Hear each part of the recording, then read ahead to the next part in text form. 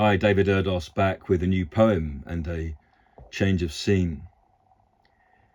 I rewatched a documentary last night on the Event Horizon Telescope collaboration project of a few years ago, which sought to photograph a black hole.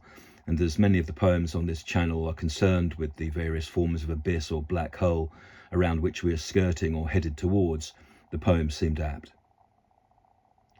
Star Warps, or my most important poem.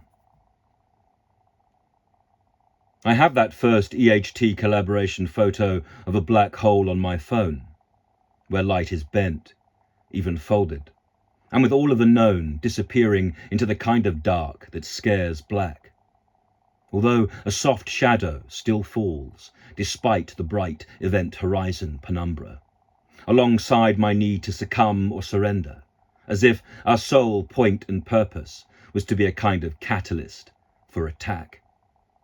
I am pulled towards this porthole, part of every dream's final voyage, addicted without substance to the notion that we could survive and move through such space, and emerge somewhere else, and as something else, either evolved or inverted, and not subject to collapse, matter folding, a fleck from a former sun, and sans trace.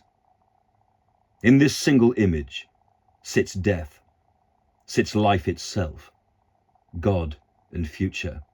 The past is there also, with all of the great dead swirling as motes, struck by stars, across the vast and dense emptiness in which this planet floats, perched by forces, or is placed like a diamond on a velvet facade as gas scars, vaporizing at will all we have believed to be solid, as we become a dream the dark's having, to be forgotten about in a trice.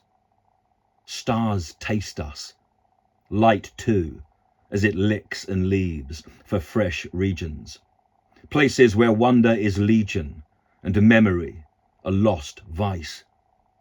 God is glimpsed in the gap between what is made and what's magic. It is what I used to think I saw inside lightning, as if it were a rip in the reel which revealed the great and terrible face staring down, eyes ablaze, fire featured, enraged and exalted, scratching the sky with talons electric as it sought our faces to pulp or to crush or have peeled.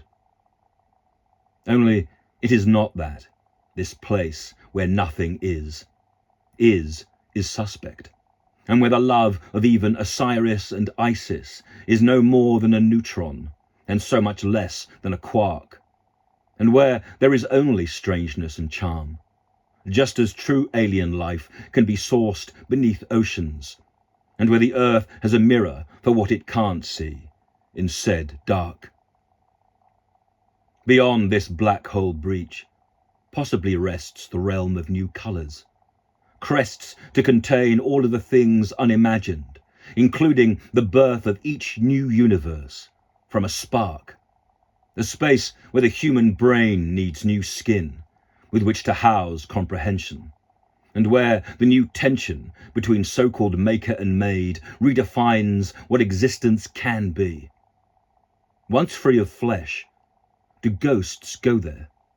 Ungraced by gravity are my parents and all we've loved and lost on inclines which defy size and shape and the glare and dare of dimensions. Is it a series of rooms to be entered with each multiverse as bright guide? If that black hole is a door, it is one my molecules wish to pass through.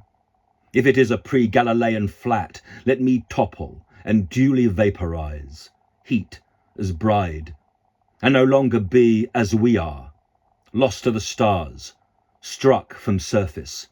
I am already in love with the idea that I will live to see this done. I won't yet confide to any of you, listening, and to those who are not. With this poem, I'm pulling, crying out across cosmos, or YouTube, yes, a slumped star preparing to fold. We're lucky if we last a million moments, but over the eons of their dying and their rebirthing of space, a new bar has been raised by black holes, even as they move forever further, or inwards, nudging the new. So I worship the startling firmament of the far. David Erdos, the 15th of June, 2025. A small part of our ongoing mission.